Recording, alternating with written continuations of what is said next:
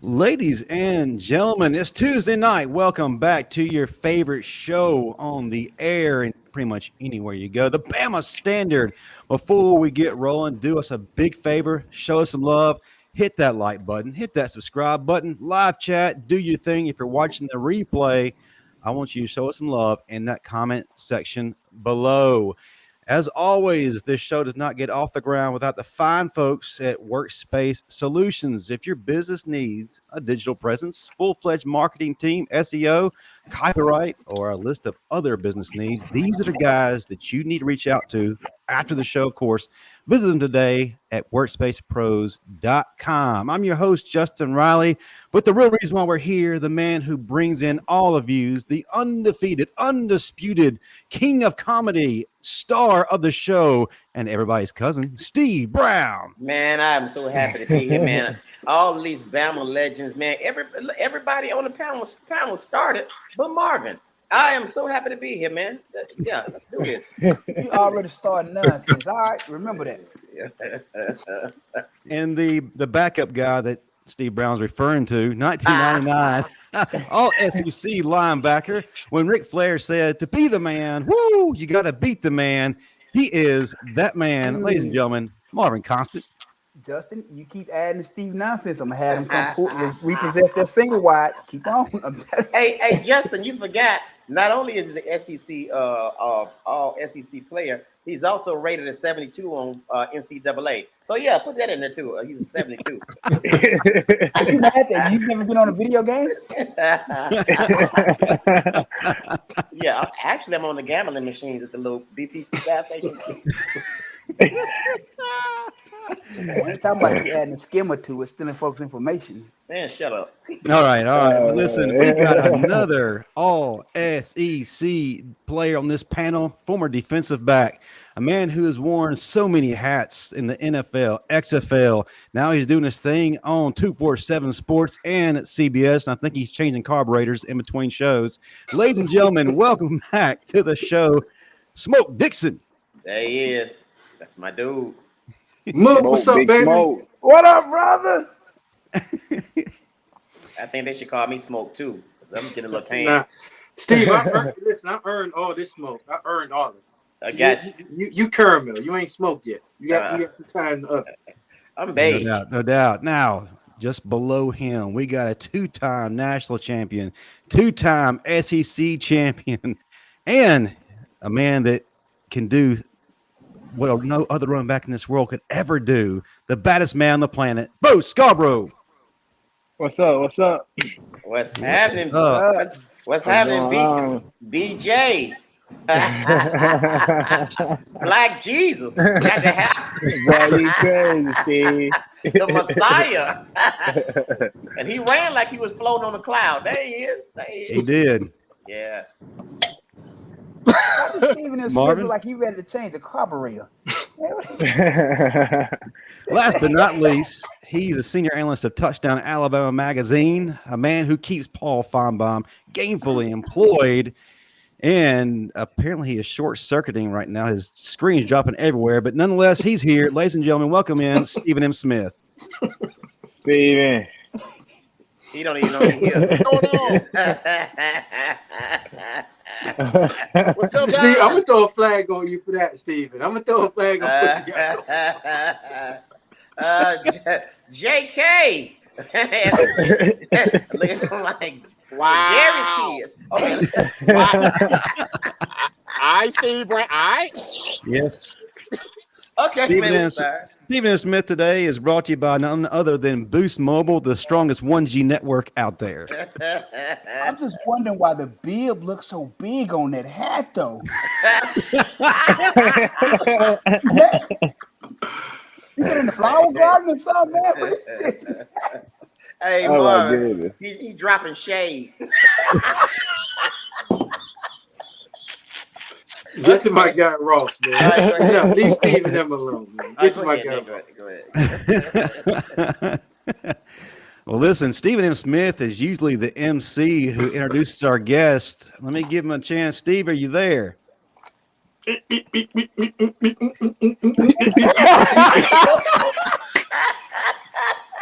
What is going on? Bill interfering with his signal. Blocking the signal. He got that Bill. Get my good brother from Iowa right, man. The Yes, trendsetter. sir. Listen, we have one of the baddest men to ever be on the offensive line, not just at Yes, Bama, sir. but in the NFL as well. He's got so many rings. He has to have security walking through an airport or even a gas station. He's one of the best dudes I ever watched. And listen, we may have one guy from Iowa, Mr. Kane Proctor, but this is the dude who started that pipeline. Ladies and gentlemen, welcome to the show for the first time, Ross Pierce-Parker. What's going on, brother? What's up, fellas? Take it easy on me, man. Hey, You're man. one of us. Hey, not only did he start it, he stayed. He ain't run, he stayed. He ain't like I'm going back to Iowa. He stayed. Yeah. And I'm loving it. Appreciate you, man. Appreciate you. Sir. Yeah, thank you guys for having me on, man. Man, it's glad to have Good you to on. see you, Rob. Good to have you. Hey, man, it's Good great to to see you, have you boy. on. And by the way, I love you, man. Where did that come from? What? I just wanted to Don't worry about that. Oh, yeah. Tell people I love them. That's been building for a while. Smith has informed me he is going to be back on shortly. He had to pay his minutes, so we will keep everybody entertained. But listen, we've got a lot going on this past weekend, probably the best and biggest official visit weekend of Alabama for the 2025 class. We got to talk about it because from what I've been told, ever since Caleb DeBoer's stepped on campus, he couldn't recruit in the South. Yeah. He was going to be Mike Shula. Well, it doesn't look like that's playing out too well. So we need to remind people exactly what's going on. So we're going to start things out with everybody's favorite segment, the depth chart. And hopefully Stephen and Smith will be back with us as soon as this rolls.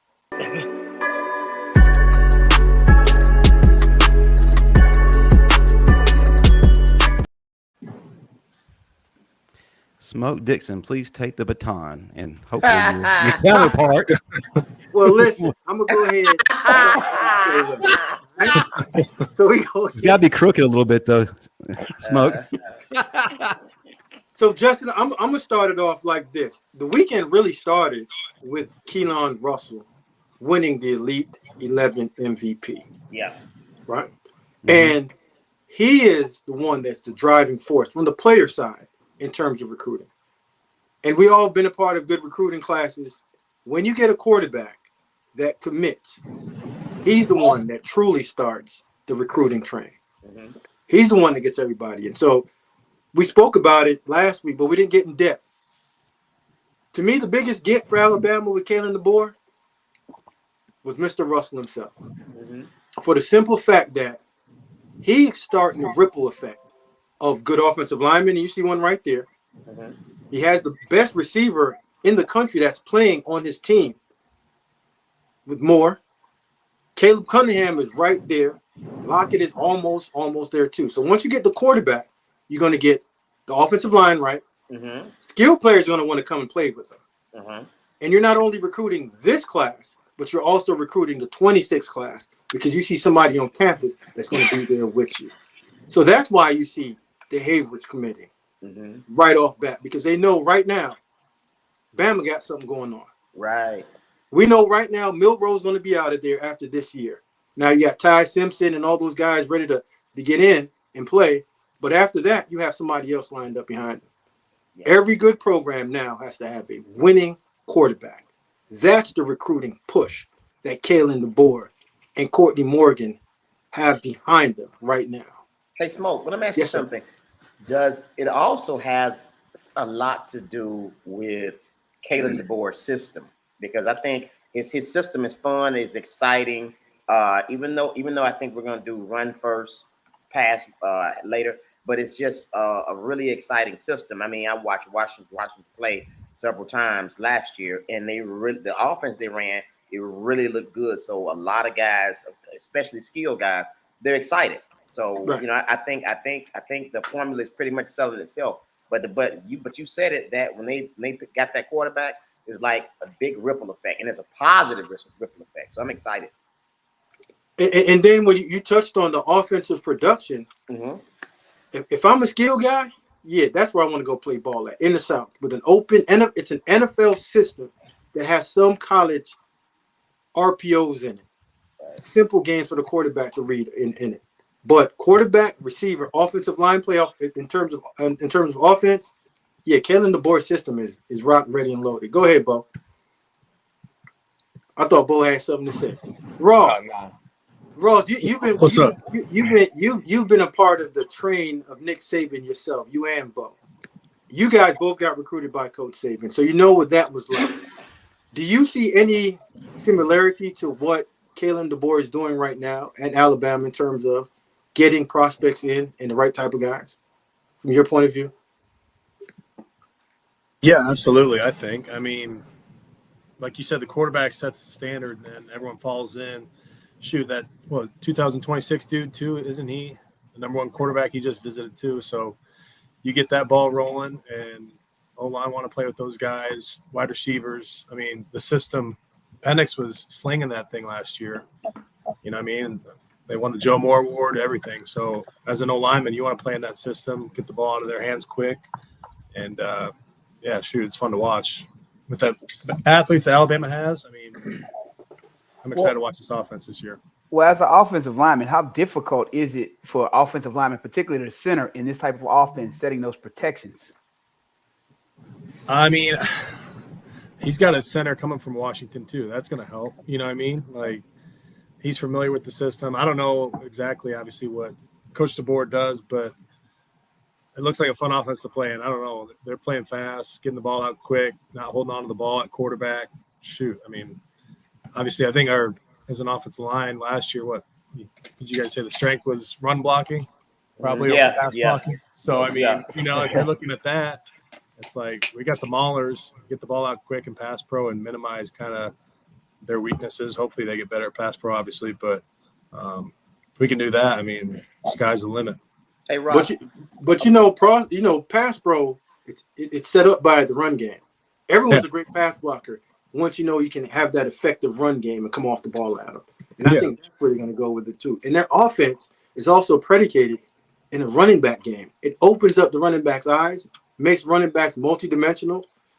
In the pass game, blitz pickup, and they run NFL type of run game in that offense that he's bringing over from Washington. Yeah, and those running backs too. Like, I mean, watching that 8A game and everything like that, they're gonna have a 2, 3, 4-headed monster like we did when we had hand off the ball to Bo and Damian Harris and all those guys, Josh Jacobs, and it made it easy for us. Hey, so Ross, one question. I know you were a great offensive lineman at Bama. I still have my only concern about Bama this year is, of course, the center. So, could anybody tell me, do we bring anybody else in? Of course, he's probably going to bring the center in from Washington, but do we have anybody else? Because I know that the center that we had starting, he left for some reason, which was crazy. That puzzled me. That was crazy. I don't know if he saw the writing on the wall or what. You know what I mean? Where he wasn't truly. He was kind of a placeholder. I don't know. But he was starting. Well, Ross, if you roll the ball back there at least 4 to 5 times a game, you're not a center anymore. No. You're talking about in the spring or the one from last year? The guy that won it in the spring. You're talking about Brockermeyer. Right. Oh, Brockermeyer. Gotcha. Like I said, I don't know what the conversations that were had where, like I said, if he was kind of a placeholder until whatever happened, I don't know. But then they brought in the guy from Michigan State. I think he can be a swing guy for him on the inside. You know what I'm saying? I forgot about him. He's familiar with Coach Cap, so he coached him when he was at Michigan State. Well, Steve, the starting center from Washington transferred over to Bama and took a break. Yeah, but he's back. He's back. Okay, he's back. Okay. Yeah, he took a mental break, but he's back in the fold now. So he's going to be the starting center. So, like you said, that might have been the writing on the wall for the guy that left. But he's going to be the starter. But isn't he undersized? Isn't he undersized though? No, he can go. He can play. Okay. Yeah, he can play. Right, we got your counterpart better back. than the last guy. We got your counterpart back, Smoke. So let's see if we can pick up now. Okay. I took the glasses off. Be back. In for him, huh? Yeah, hey, we in here now. Let's make it happen. All right. But yeah, I mean, it was a huge visit. I mean, Smoke, a lot of guys were in Tuscaloosa visiting. You had the Micah DeBose kid that committed, huge offensive lineman from Viga High School. They didn't even wait for that kid to get home. He committed right there on the spot. Just excited to be around Coach DeBoer and the staff. And then you got other kids down the pipeline. You got Dijon Lee Jr., who's set to commit on the 28th. He's leaning toward Bama. You got Caleb Cunningham, the electric wide receiver. He's looking more so like Bama. You got Dawson Merritt. Now, Dawson Merritt may come between Georgia and Bama, but right now I feel like Bama's in his ear heavily. And then you got the Justus Terry kid. Kirby's in his ear. Freddie Roach is also in his ear. So that'll come down between Georgia and Bama as well. But to get Micah DeBose, that was huge. That's another mauler up front. And going back to something Marvin mentioned, these are not 370-pound buffet guys. These are guys with quick feet. They can move. They're highly athletic. They remind me a lot of my man Ross P was playing. They remind me a lot of Ross. So you got a lot of Ross guys back out there. It was all about execution. We weren't mauling anyone. It was about I was more of an execution guy. Well, you weren't taking it easy on him either. I mean, but Ross, you were still pancaking brothers out there, though. Man, Yeah, Ross. not early on. Wait a minute. He was pancaking white guys too. Let's not make this a race issue. No, you're right, Steve. You are correct. You are correct, Steve. You are correct. Hey, Steven. Now there's a little bit of rumbling that we might get a running back flip to Bama. What's the word on That's a Kalen Deere, the young man of Mississippi, really in love with the Bama program right now. Everything that Robert Gillespie and Kalen DeBoer's feeding him, he's picking it up. One of his friends is also maybe could flip. And if his friend flips, he will join his friend. So Bama could get a 2-for-1 deal here. My only question is, though, how many running backs do we have in the running back room right now that are young? So it's like we're loaded up on running backs. We have a lot.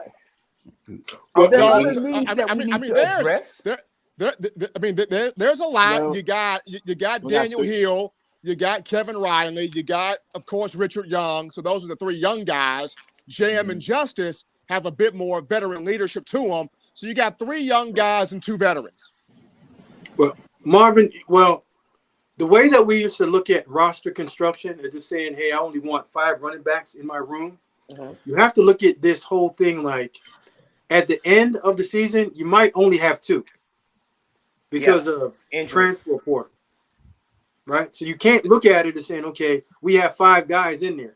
You might walk back in the first day of class and only have 1 of your guys in there. So you have to oversign, especially every position. Right, but that was part of what I was saying, though. If you have all of them sitting in the room together, somebody's going to take off. So, it's war of attrition at that point.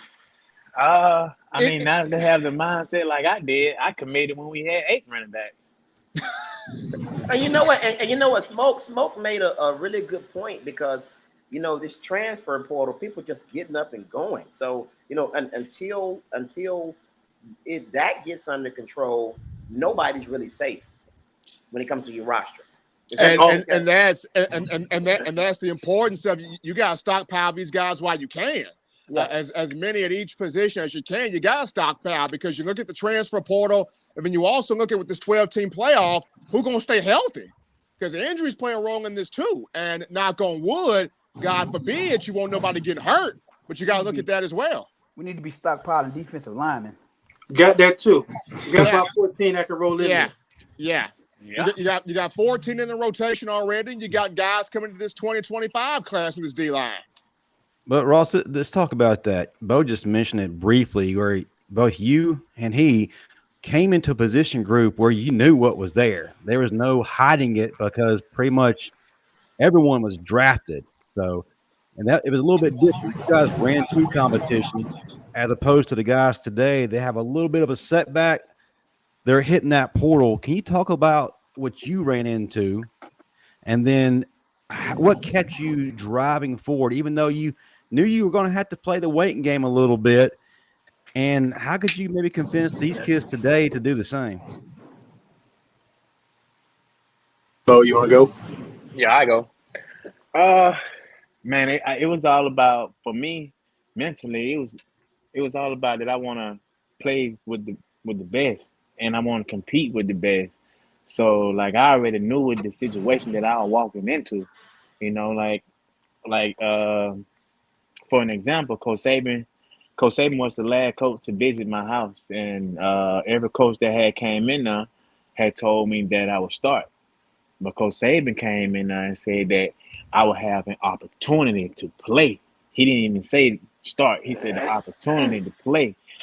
And I already knew it's 8 guys over there. I mean, I already knew the situation. So I just had the mindset of I want to go compete with the best, beat out the best, and I'll be the best. And I want to play with the best in every position. And that's what we had. And when I came in, I learned from TJ, Derek, Kenyon, and all them guys. And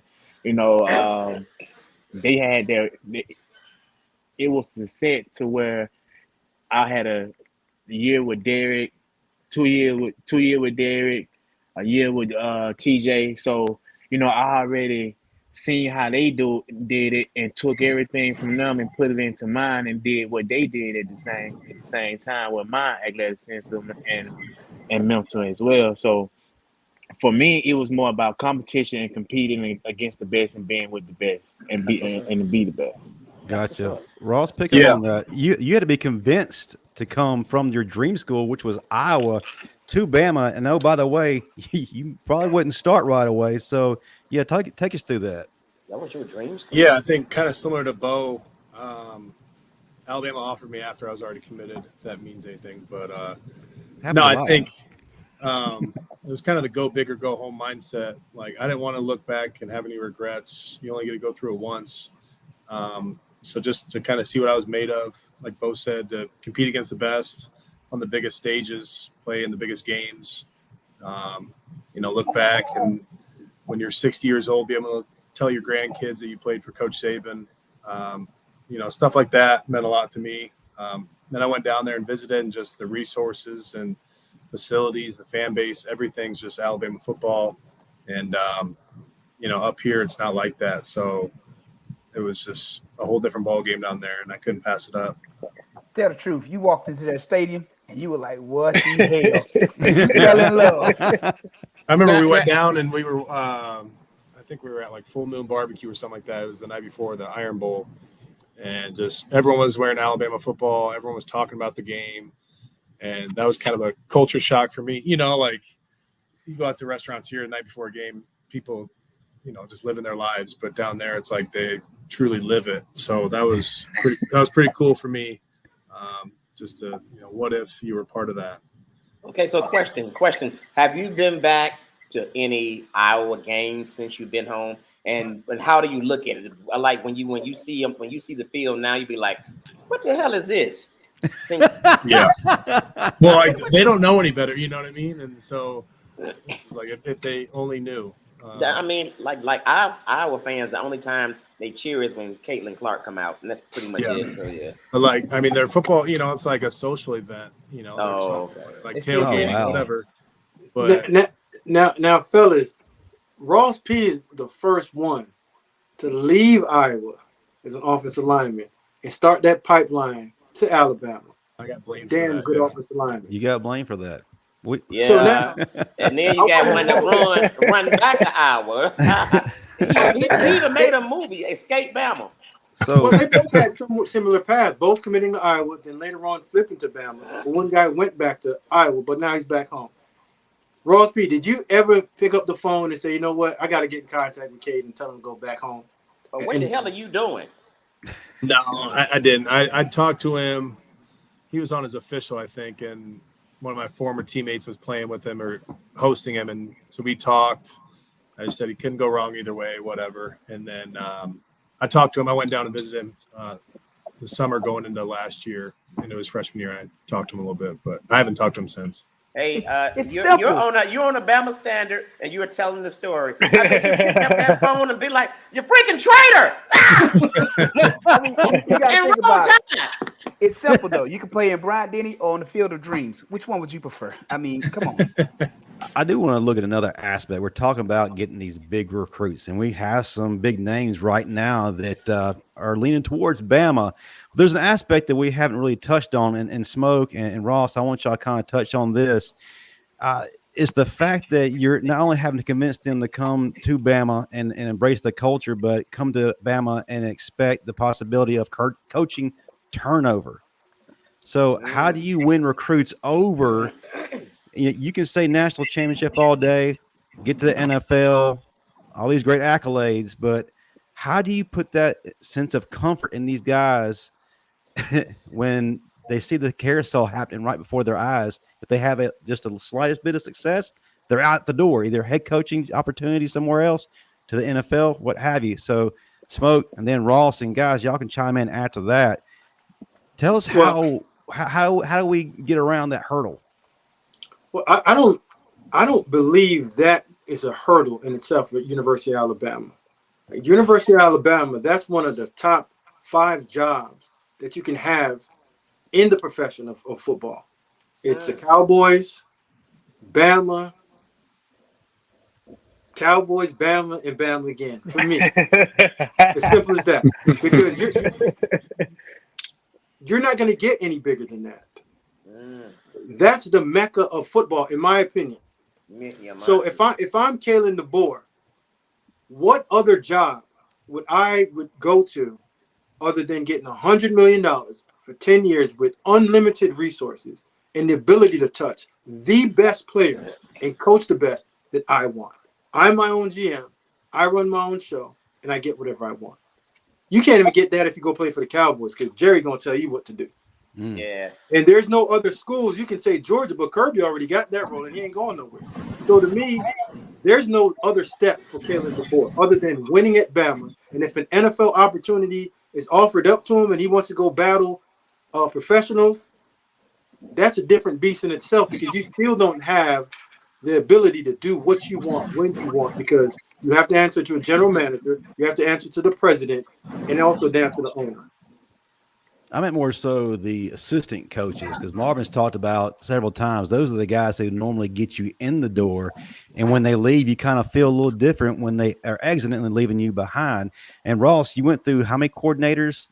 4 in 4 years? I think it was 4 in 5 years. Yeah. I mean, the system stayed the same. It was Coach Saban. So I don't care if my uncle was coaching offensive line. Like, if Saban was there, it didn't matter. It would stay the same. It'd be taught the same. I mean, Bo, like the coordinators had to learn our system. Right. So I think it's the same with DeBoer, where it doesn't matter if he's there, it's gonna be his system. He knows it like the back of his hand. He's ran it for how long?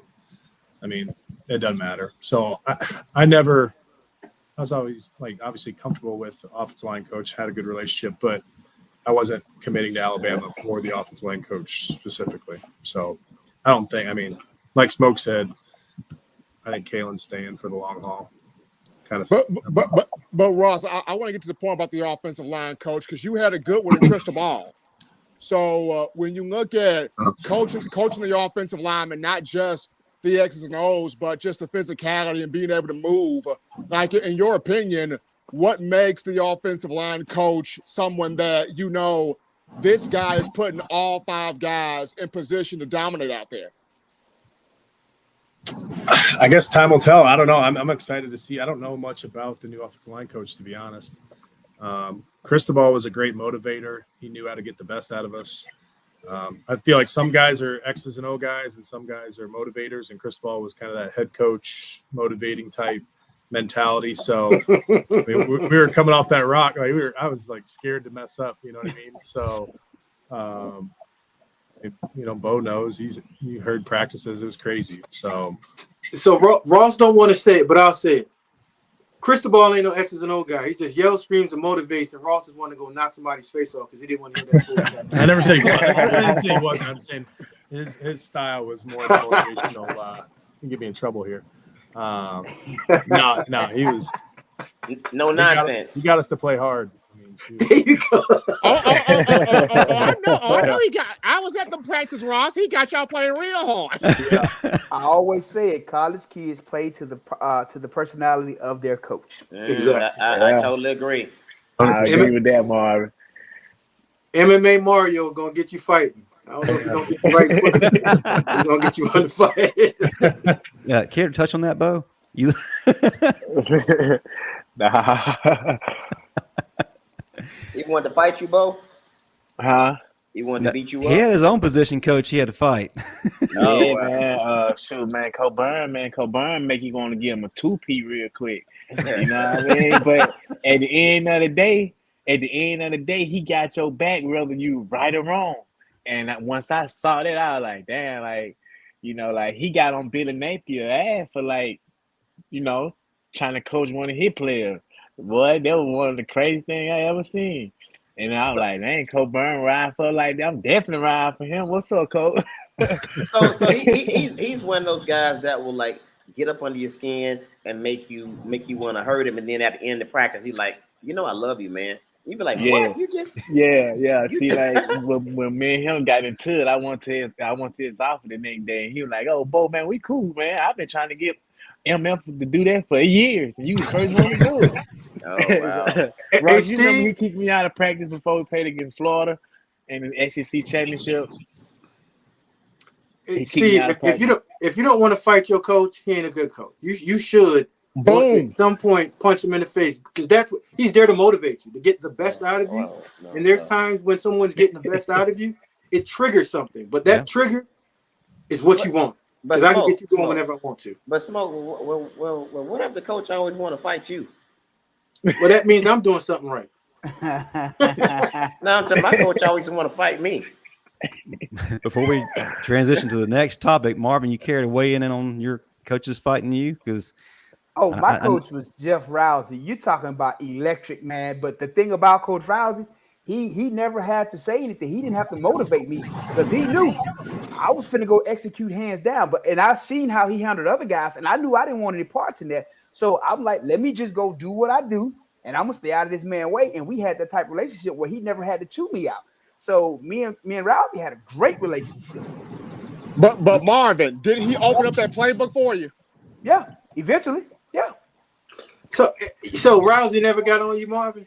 No, not like some other guys. I seen him shaking guys, talking crazy to guys. I never had those issues with Rousey. don't need to mute him. Smoke.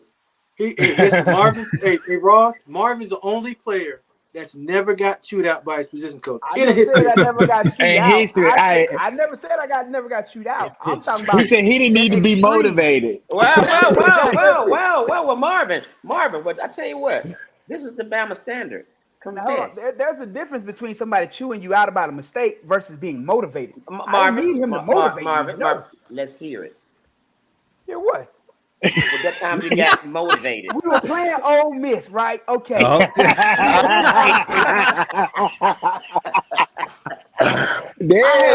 So they threw about a 10-yard out. Okay. Somebody else makes the tackle on the sideline, and it's just a random receiver standing around the pile. And we had stopped them, and they were going to punt the ball. But I had ran a whole 20-some yards out there. I'm going to hit somebody. But I dropped him. Okay, Marvin, breathe. Now go on. So, yeah, he chewed me out about that one pretty bad, because, I mean, referee threw the flag. It's our first down. Ole Miss drive, and they score on us. And he was pissed. But, again, I had ran like 20-some yards. I'm like, I done ran all the way over here. Somebody finna get hit. I ain't go all the way over here for nothing.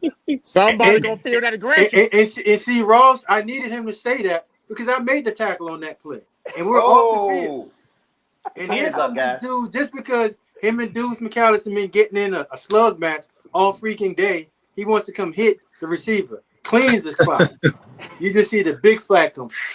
Now we looking at, bro, we got to go another set with Deuce running this ball down our face. Hey, man, I done ran 20-some yards all the way down there. Somebody finna feel this. I ain't run all the way down here for nothing. Selfish behavior. Yep, I know, Marvin. All your life you had to fight. Yeah. What's up, Justin? Well, let's go back to these new recruits we got coming in, mainly the commitments. I want to hear from some of you.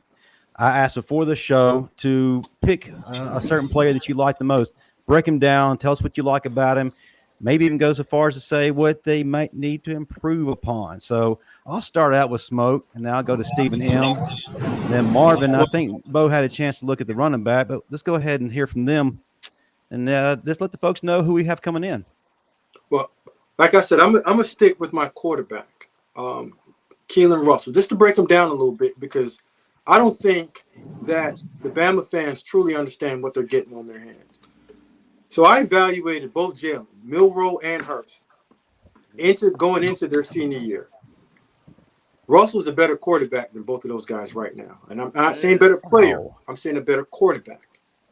In terms of throwing the football on time, with touch and accuracy. And being able to process information in terms of going from the first read, second read, and then he's going to run. Both of those guys came in and were in high school. They were truly dual threat quarterbacks. And when I mean dual threat, both of those guys would rather run than pass the ball. Jalen still struggled 2 years at Bama, still trying to throw the football. Milroe just got to the point that now he can sit in the pocket and actually go through his progression and make throws. You see Keelon Russell in high school doing those things, having pocket presence, having toughness in the pocket, being able to go through 1-2 reads. Now he's a half-field reader right now, and his coaches don't ask him to make that full read progression because he's a young kid. So the things that I need to see from him to improve his game going to his senior year is the ability now to go from option 1, 2, and work his way to 3. And his fourth option is his legs. But in terms of throwing the football from a different platform and flicking the ball, he got it. Understanding leadership, we before me, he has 100% of that. From the guys that were out there at the Elite 11, said he is light years ahead of some of the younger guys that's coming in now, just in terms of his mentality, his leadership, and his intangibles in order to pull other guys with him. Nice. Love to hear that. And it's no wonder he's pulling these other recruits with him. Steven. I think the guy that I'm the most excited about right now is defensive lineman Antonio Coleman out of Sarah Lynn High School. When you watch this kid, natural thumper stopping the run, natural 3 technique, can play it, can peel inside, can get the offensive lineman's hands off of him, and can stick a running back. I mean, stick a running back for loss of yardage. He can do that extremely well. The one thing that I want to see Antonio Coleman do better at, though, is on those pass rush downs. Can he get a step quicker in terms of slithering his way and knifing a quarterback? Now, he can collapse the pocket, get his hands up, sort of bat the ball down, kind of like a Dalvin Tomlinson did when you played with him, Bo. Dalvin Tomlinson was really good. If Tomlinson couldn't get the quarterback, he'll stick his hand up, get in the passing lane, just bat the ball down. And Antonio Coleman can do that, but I want to see him a bit faster and slithering his way back there when it's him on the quarterback and he can finish that play. He's a natural run stopper. He can bat the ball down. He can thump a running back, but I want to see him, when it's him and the quarterback, get to that next level and finish on the quarterback.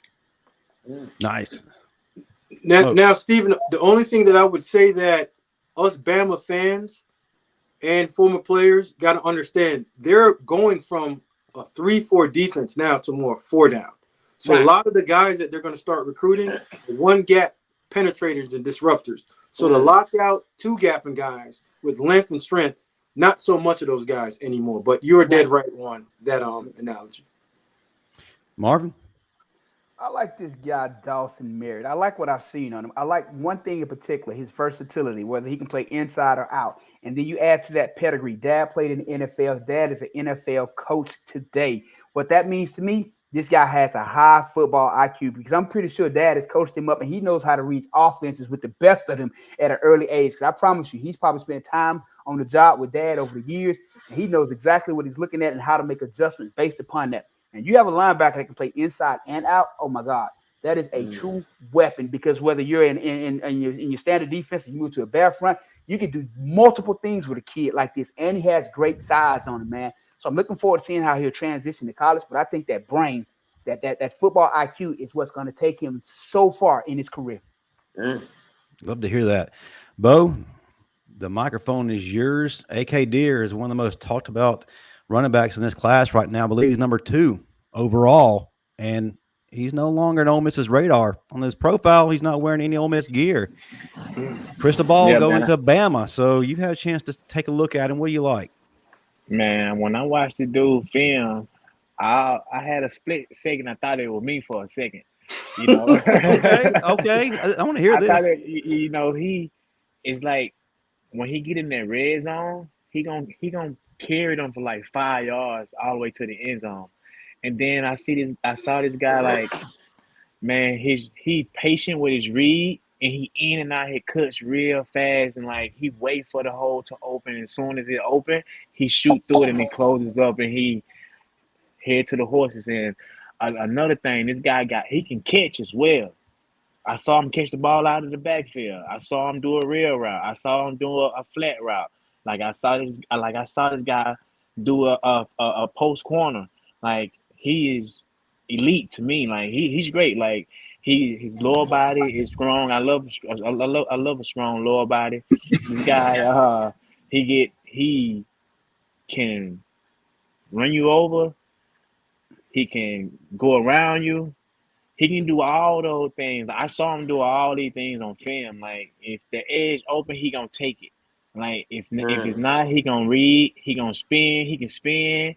He can jump. Like this guy got it all. I truly thought I was looking at myself when I saw it, but I had to look at the colors and I'm like, damn, like this guy like he patient. Like I'm like, man, he better than me. Like getting in and out his breaks, like in high school, and like. Oh wow.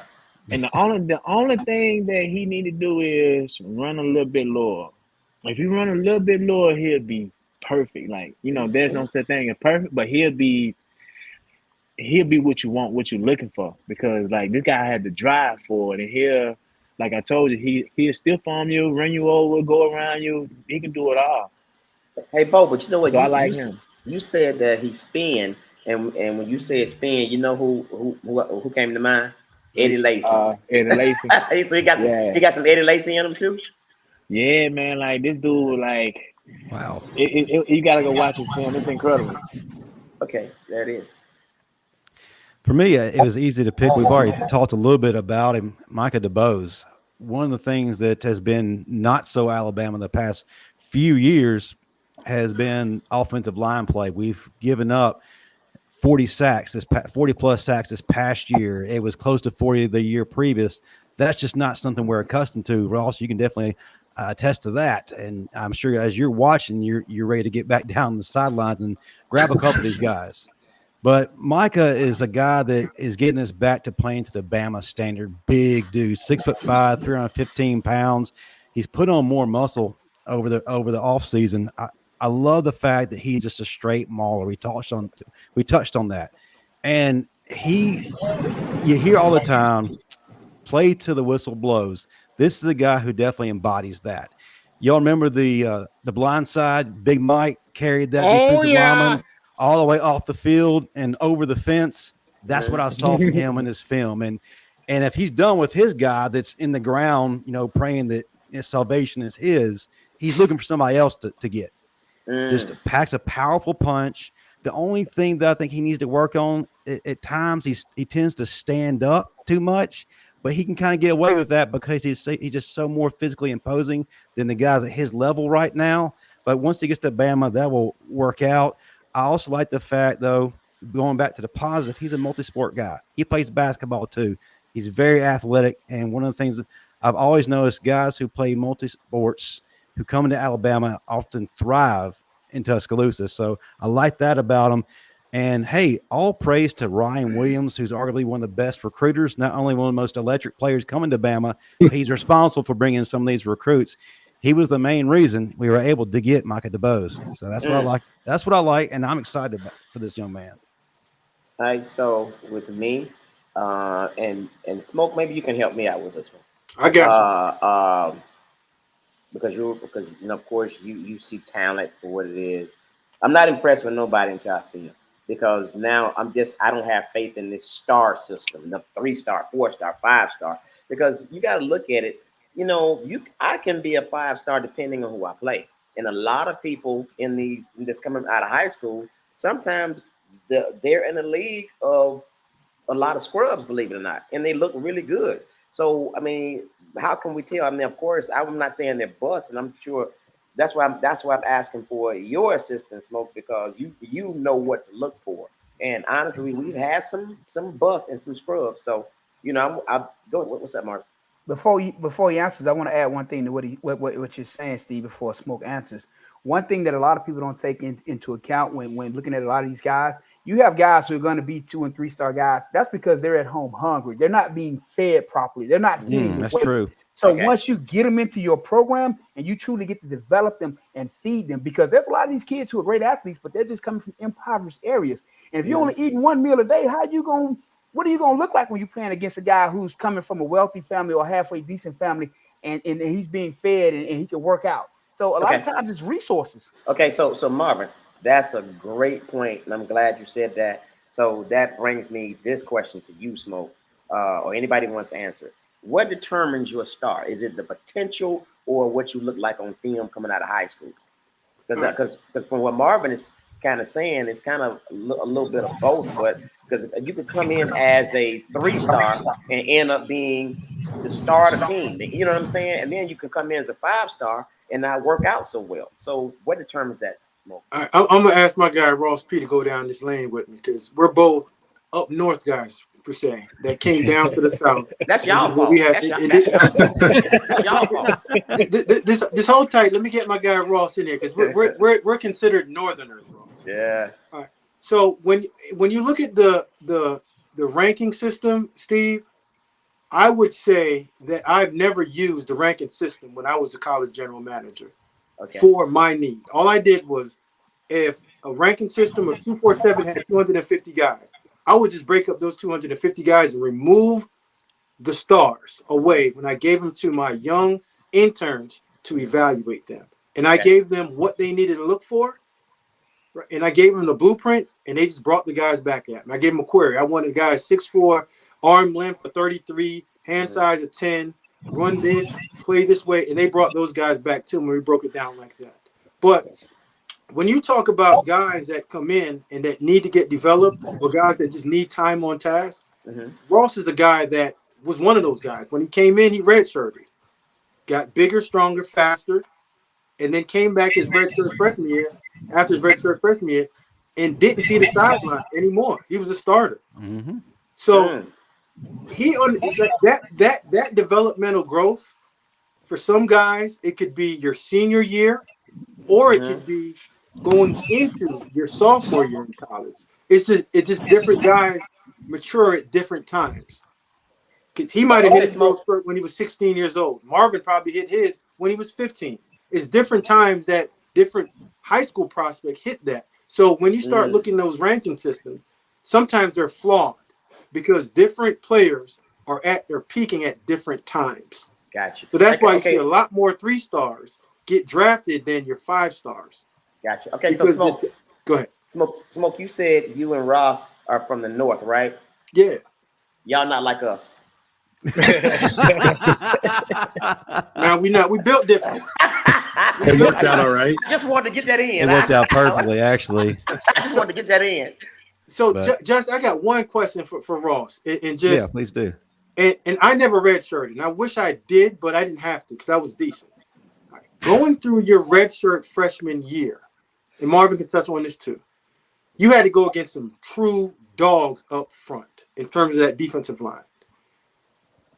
Did you feel like that the defensive line that you had to go against every single day? And I know how you guys practice with the 3-pop system, first tier, second group, third group. You guys did the same thing every group did. You guys, what do you call it? 3-spot. You guys 3-spotted it. Yeah. Who were those defensive linemen that you went against that made you sharper and made Iron sharper than iron? Man, I was kind of thrown in the fire. I was Cam Robinson's backup. I was with the 2s. So I didn't really I redshirted, but I still traveled and didn't get the true redshirting experience, which I kind of wish I did. But that year would have been Tim Williams, Petway, John Allen. Jesus. Big Lake. There was some dudes. So, it made – I hadn't seen anything like that coming from Iowa. It was a little wake-up call. Yeah. And I don't think we're not even playing the same game at this point. But when you got out there and you played against other competitions, like, dude, I used to say it all the time. I'm like, I practiced against better players that I played against. Oh yeah. Wow. But when you went to the game, it was that much easier. And I'm not just being like super confident about it. But I thought I was like, I'm going against Freddie, J Mac, AC every single day. I'm lined up against everybody else. I'm like, this is cakewalk. I get more stressed in practice than I am in the games. 100%. Yeah. You have that whole redshirt year, and you're going against the same guys, just getting your butt kicked. And then that first start, mine was against Wisconsin, Dallas Cowboy Stadium. I was panicking. You go out there and just like I'm used to, a bunch of white boys from the Midwest, and it was great. My red shirt, I was angry the entire year. So I went out there every day with one purpose only, to shut practice down, to make sure that they didn't get a damn play off. That was my whole goal. And I just came out because I was pissed. I didn't want to be redshirted. So I practiced like that every day. And it made everybody better. So Ross, he was pissed because he never got in the game. He was Ross, I started the next year, sir. Ross, he was so pissed that his teammate literally caught on fire on the sideline, and he said nothing about it. I told him that he was on fire. Okay, what you want me to do? Before we move to our next topic, I want to remind everyone the Alabama season truly never ends. So to celebrate the right way and celebrate recruiting season, you need to get your title towel. Yeah. Go to whitwellsports.com today, enter the promo code STANDARD, get a nice little discount courtesy of your favorite show for Bama content. That's right, folks. Get your title towel today and get ready for the season at whitwellsports.com. All right, folks. Our final big topic concerns the current offensive line. They're getting a lot of praise, and you could argue they've gotten a lot of praise here as of late, and to some, maybe not lived up to expectations set, but we really have some dudes, and I honestly believe we do have the number one offensive line in the country. Jaden Roberts is a big reason why I say that. Tyler Booker, most definitely. So, guys, let me get your opinion. Do we legitimately have the best offensive line in the country? And if so, what changes do you feel like has been made in this offseason that can really back up that claim?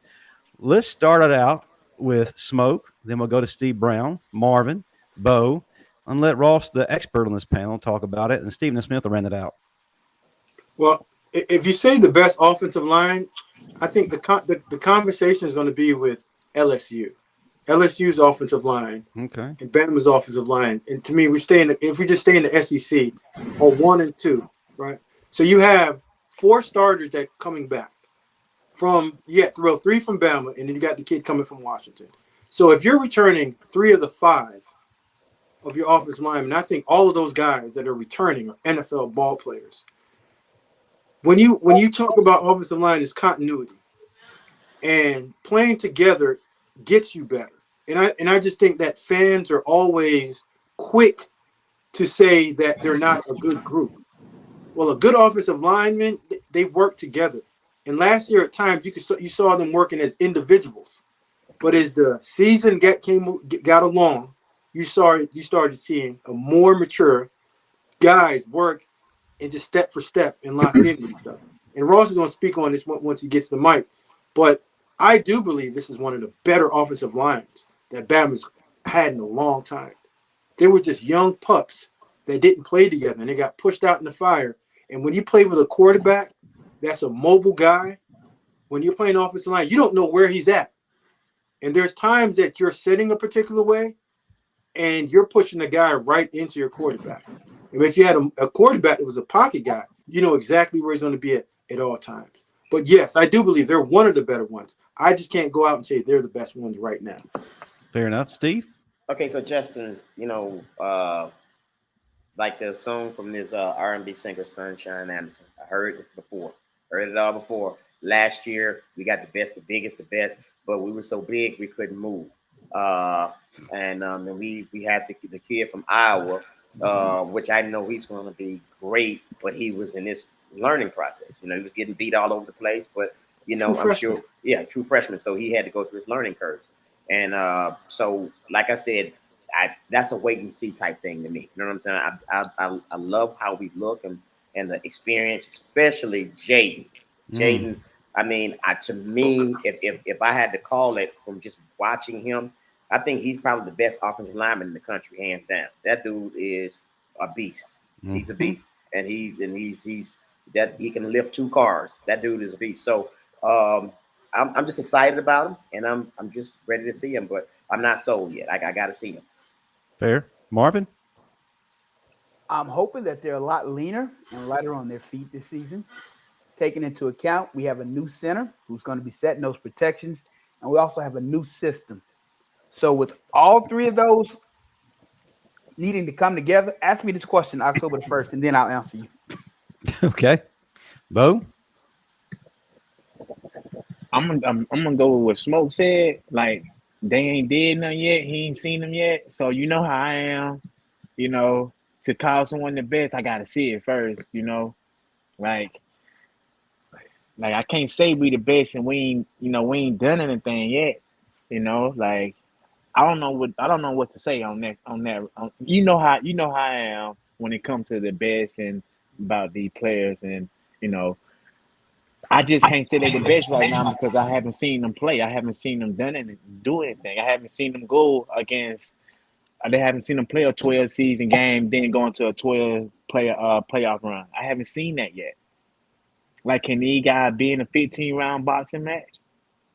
Yeah, they can. I've seen them. Are they gonna get knocked out in the 10th round? They were in the Final Four last year. Guys, they were in the Final 4 games last year and was 1 yard away from playing. I didn't say anything about last year. Y'all said this year, so we talk about this year. But last what I'm year saying is gone, is over with. I'm just saying because I hate to go backwards and talk about what we had and could have had when we can go to what we gonna do and what we can do. Like, okay, last year we made it to the Final Four. Okay, Coach Saban, his system, his coaches, everything been the same for 17 years. New coach, new system, same players that Coach Saban. Some of the same players Coach Saban had. Some guys coming from Washington, some guys coming out of transfer portal, some guys coming from high school. All these guys got to learn how to play together. They got to learn each other, and they got to learn how to play for one another. So prime example. 1999, we won the SEC championship. A year later, 3-8. Things happen. Things happen. I think you're missing what I'm saying. I understand. If you return 3 of your 5 offensive linemen, I think Booker is hell. I think Roberts is hell. And Caden Proctor, was he overweight? Fine. But he's still one of the better offensive linemen in college football. When you return 3 of 5, and the guy that you brought with you is a center that can communicate to the guy to the left of him and to the right of him. And I think Elijah Pritchard is going to be the starting right tackle or potentially right now. It's a lot of talent. I just believe that when you are a Bama fan and you have unrealistic expectation, you guys should go somewhere else and see how crappy the offensive line is in the rest of the country and then come back and talk. Because it's not that good in the United States. Well, I'm just judging them against themselves. Go ahead, Ross. Let's hear from the expert. He's had some time to absorb all this, and then he has, experience. No, I guess, what do you guys know about the O-line coach? I don't know. Like you were talking about earlier, I mean, the group will take on the personality of the coach. I don't know his personality, to be honest. I mean, I haven't been around it myself. I know his work, but I haven't been around it. But I mean, players. On paper, they should be the top 3 O-line. You know what I mean? Like, but I feel like on paper, we were saying the same thing last year too, a little bit. I don't know. I mean, if they're lighter, I think the keys. Proctor needs to have a big year. I think he will. Booker slimmed down. Roberts is a monster.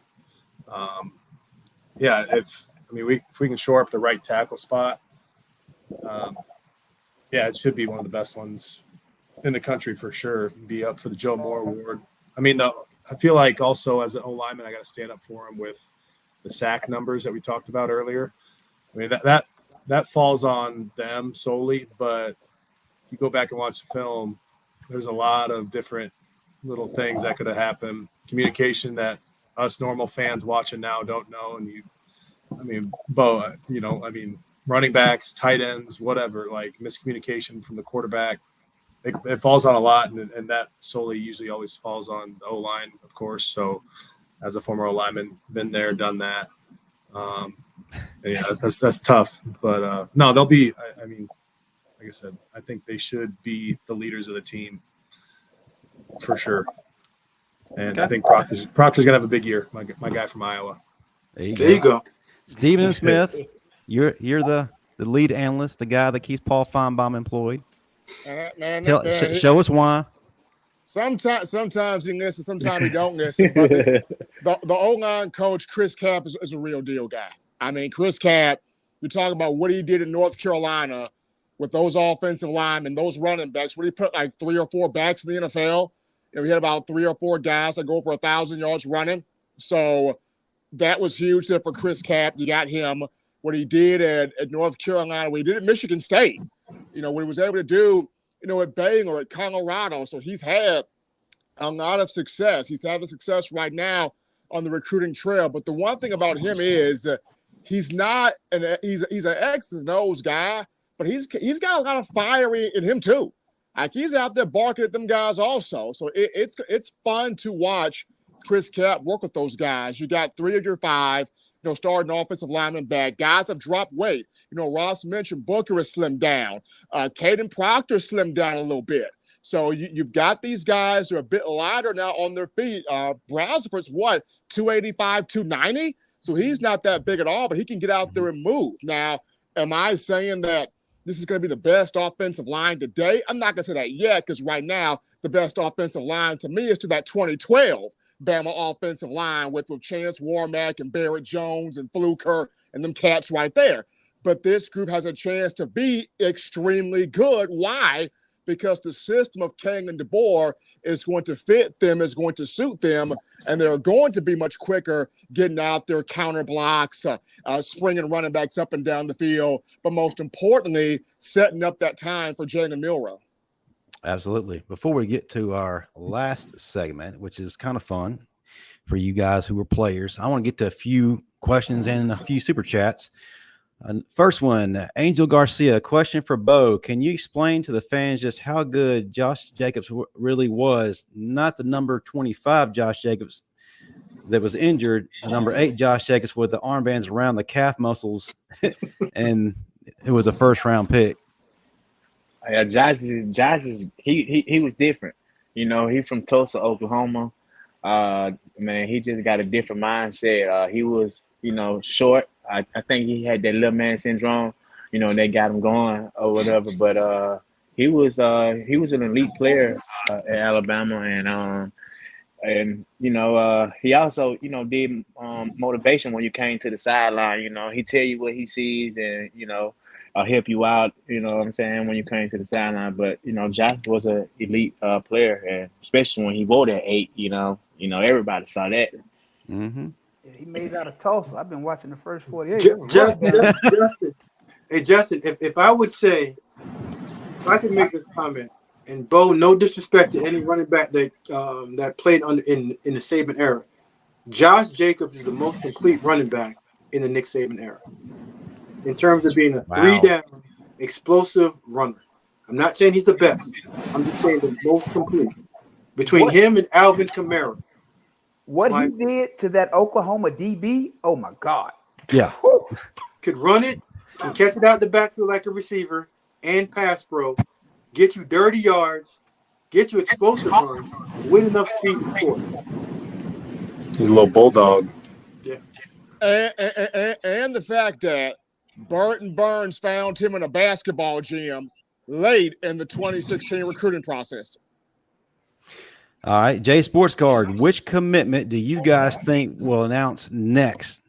Who wants to take that? Smoke? Steven? I'm going to say Caleb Cunningham. Okay. Ooh, Lord. I don't have a crystal ball on this, but I would go Cunningham, or I would go Dawson Merritt. One of those two is going to say something next. Because they're holding Dijon Lee to the 28th. So I think between Cunningham and Dawson Merritt, one of them two going to chirp next. Okay. Is Ty Lockwood just on the back burner now? I got to get the O-line going.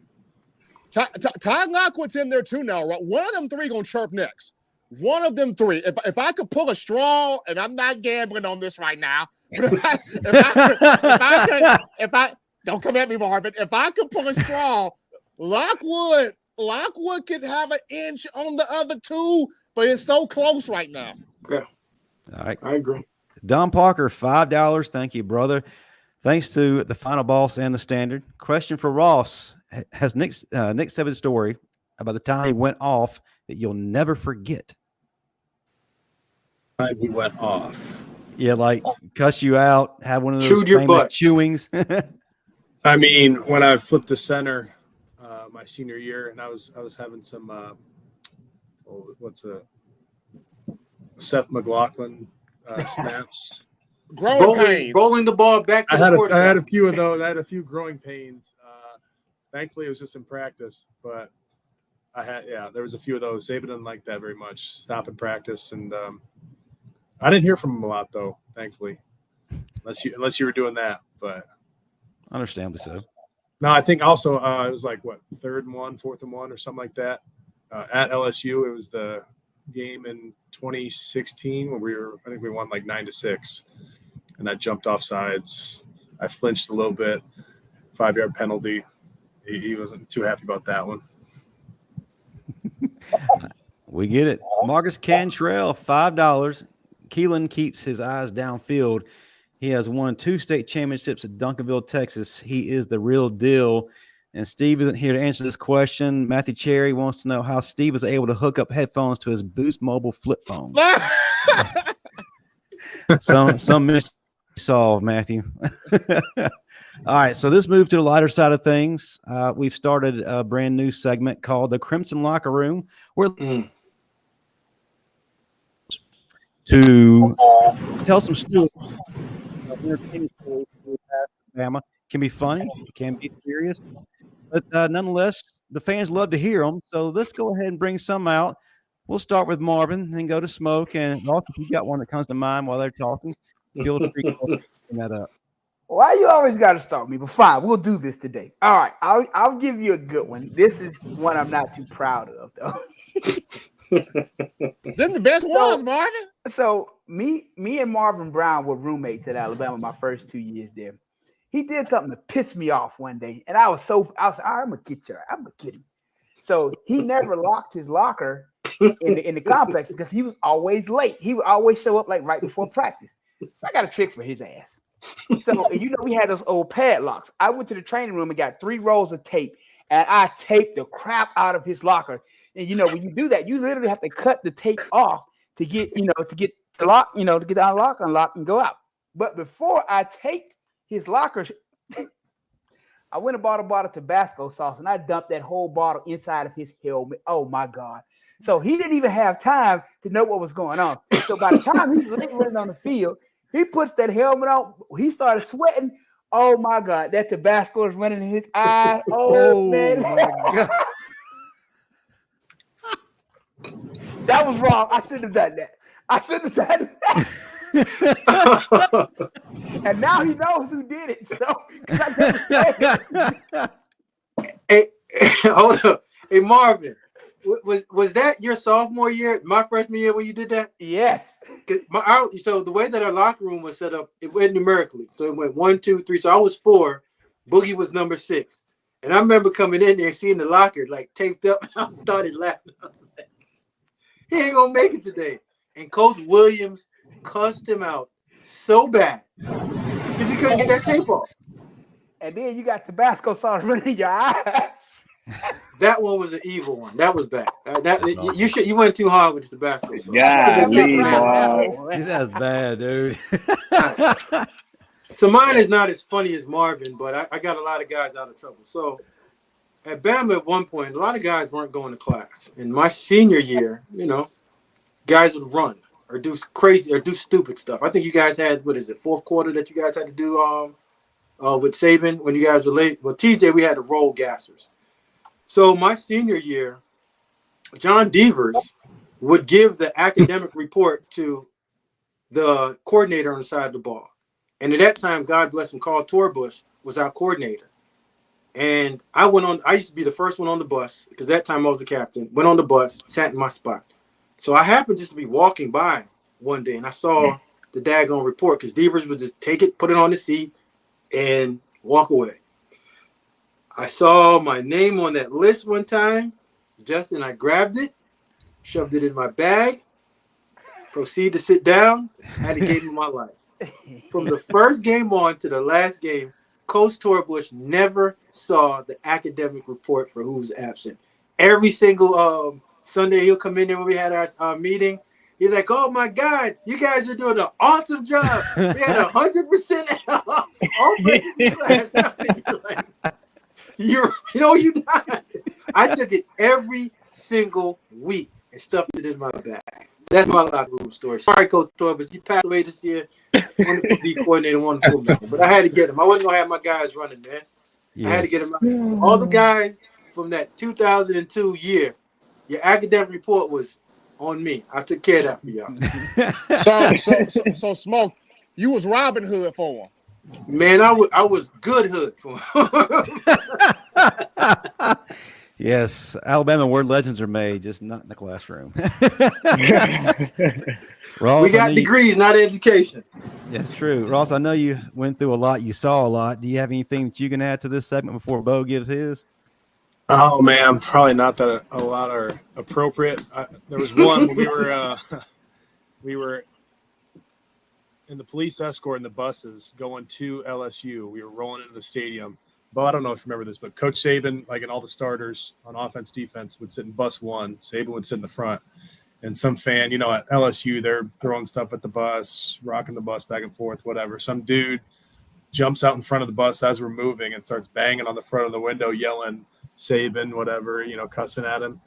And the police escort just ditches his motorcycle and just spears the guy right in front of the stadium. we were all fired up. I mean, everyone's standing up, looking out of the front window, and that got us ready to roll. So I think that, and then training camp my freshman year, they took they got the big soaps in the shower, and they would always take those out and start slinging them all the soap at guys. And one time they took the soap and dumped it all in the hot tub. And the whole hot tub room filled up with bubbles, and it messed up the whole machine, the whole hot tub, the whole motor to the hot tub. Oh. We couldn't use the hot tub for a month. Yeah, that was stupid. A lot of stupid stories. That's good stuff. Bo, let me see. I think I believe I'm trying to think, man. I done told y'all so many stories. So in the shower room, Ross, we had those two pipes that everybody used to like to get under because you can take a shower so quick because it coming like a water coming out of hose pipe. Yeah. With the head, that was awesome. Yeah, but if you turn it all the way hot, it'll burn you. You know what I mean? Oh yeah. So one day I had I saw Jay Coker coming, and I was like, I was done. So I was like, I'm gonna wait till he get a little bit closer. So he got a little closer. So I turned the water all the way hot as I was underneath it. So as I started to feel the steam coming out of it, I was like, there you go, Jay, you can get that one. You know what I'm saying? That's worse than the Tabasco sauce. You can't Get a starting quarterback's first degree burn. Hey, so I was like I just how you give him on the shot. I'm like, here you go, bro. You can get that one right there. So I was like, Jake, there you go. You can get that one. So I let him pass me, and I looked back, and he was going underneath the water, but he was talking to somebody else, and he went head. He went head first, and we put his head. Oh my God! Jay Coker killed me that day. I had to say he couldn't run behind me because he was naked. But you know what I'm saying? I got up by there real fast. You know what I'm saying? He know who did it because I was standing right there looking at him laughing. But Here's my story, man. And Yeah, definitely rivals Marvin's. J. Cole could probably owe me for like 3 incidents. You know what I'm saying? Like I done got him like 3 times. Like I was like, man, like I was prepared like for him to do something, but he never did though. You better hope he didn't see you out in the street somewhere. man, It's not like he doesn't know who did it. Like he know who did it. You know what I'm saying? Like he know it was me. Nice. Good Ross, times. man, we greatly appreciate you hanging out with us and even going a little bit overtime. We tend to do that. This panel likes to talk a little bit. But I'm going to ask 2 final questions. One, if you can narrow it down, what was your favorite memory or greatest moment at Bama? And then I'll tell you the second one. It might be an easy one, but then again, it might not. But we ask it of every guest that's been on the show. Favorite memory. Shoot. Come on, it got to be the 6 to 8 yard run when you double block. Come on, like. It's got to be that 2nd and 26. There was a lot leading up to it. That first down where we gave up a sack, we're pass pro, where basically me and Leatherwood at the time were 1-on-1. We gave up a sack. They come back and call the exact same play, and I was just in a panic. And then the rest is history. That was pretty cool. No doubt, no doubt. All right, now here's the one that take it's that. a little tough, but everybody has to go through it. Best place to eat barbecue, Dreamland or Archibald's? Archibald's. Man, that's what I'm talking about. Chicken wings. You know what you're doing, hold on. Ross. You paid attention, boy. What's crazy? The fact that he said that with confidence too. He just rolled off the Those tongue chicken like wings, that. whenever But hey, we Ross, run after Ross, practice to get those chicken wings. who got y'all the chicken wings at the practice though? Who was the reason why? Me. I was gonna say, I was part of the food committee. Huh? That was part of the food committee. Yeah, once I came over there, I got those wings, burgers, everything. You know what I'm saying, man? We want some wings. You know, Those wings were so good. That sauce, it's hard to explain. Y'all greedy. You just mad because We were spoiled. We were spoiled, yeah. Just tag. Yeah, we That's all. was. Hey, Marvin, that's what happened when you win national championships, buddy. SEC championships don't get you wings. If you was at Bama during that time that me and Ross was there, there's no reason that you should have went hungry. Like you had money on your ad card, you had 3 meals at the cab, and you had 2 meals at the facility. Don't Like forget about the All right. yeah, then you got that, you know.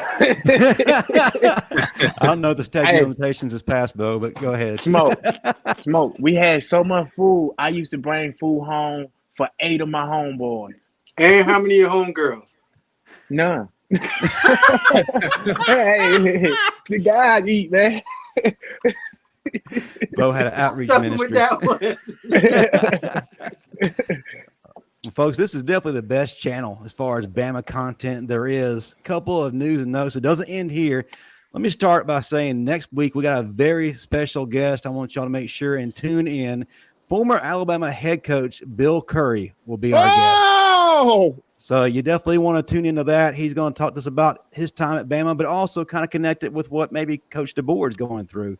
You don't want to miss that. But also tonight, the final whistle, 8 p.m. Central, 9 p.m. Eastern. Great group of guys who like to have a lot of fun and keep you up to date with Bama news. Tomorrow night, 6:30 p.m. Central, 7:30 p.m. Eastern, new time for Crimson Dynasty, hosted by Cece Payne, Hannah Stevens, and Dan James. Special guest is going to be former Alabama linebacker Jarrell Harris. And then the nightcap, George Teague with Teague's Take. Seneca Wallace is going to be his special guest. You definitely want to tune in for that. 8:15 p.m. Central, 9:15 p.m. Eastern. And then to cap off the great week, you definitely want to tune in for Saturday nights Talking Bama with Josh Tucker and Justin J.B. Baines. A lot of fun there. 8:30 p.m. Central, 9:30 p.m. Eastern. And I believe, Marvin, you're going to be on that one? Well, very enthusiastic. And Stephen Smith, I'm sure, will be on as well. He's been here on there as of late. Definitely got a lot coming your way. But, folks, before we head out, I'll give everybody on this panel an opportunity to pop what they got. Tell folks how they can find you, what's coming up next. And as always, we'll lead off with Marvin Constant, then go to Bo Scarborough, Smoke, Stephen M., and our guest will go last. You can find me on Instagram, Constant45, Twitter, Constant451. You can find direct links to my book on both of those, and you know I got to do it. You trying to get that action, baby. You in your late 40s and your 50s, baby. I get you back there, baby. 3 different 6-week workout programs, man. Best $15 you ever spend in your life. For the price of a cheeseburger, you can get that body back, baby. Shameless plug. Shameless. Oh my goodness, man. Bo. But nah, man, you can find me on all social media, Bo Scarborough. I'm just getting to the transitioning. And also you can go to my website, boscarborough.com, and get you some merch and keep waiting for the summer. Yes, sir. Well, you can find me when I'm not here, Coach G.V. Dixon, across all social medias, on Wednesdays and Fridays, 4 p.m. Central, 5 Eastern, 247 Sports. You can find me and my guy, Carl Reed, on Unfiltered. We get it done. Great rap, great talk, and we touch everything on college football ecosystem. Stephen M. Smith, what you got, brother? When I'm not sharing the stage with my good brother Smoke here, talking these recruits in this Bama, and also if you're not finding with JB and JT on Talking Bama, gotta love those guys. I got touchdownalabama.com here. We're getting all things Bama even throughout the summer. We got more recruits coming in, so we're gonna see who's gonna be the next to commit. So we got that knocked down for you here at TDA, and then also you got SEC Media Days. So I'll be at Media Days next week. I'll be at Media Days July in Dallas, Texas. So that'll be fun catching up there with Coach DeBoer in Dallas. That's what's up. Again, Ross, we greatly appreciate you hanging out with us, especially going overtime. We typically take an hour, but we were having a lot of good fun tonight. But thanks for hanging in, brother. We greatly appreciate you. If you would, tell folks what you got going on and then how they can find you on all social media. Yeah, man, I'm just laying low back home in Iowa. Instagram, RossP71. Appreciate what you guys do, keeping old washed-up athletes like me in the loop. What's going on down there in Tuscaloosa? So I appreciate it. So Most definitely. Hey, I also want to let people know, quick update.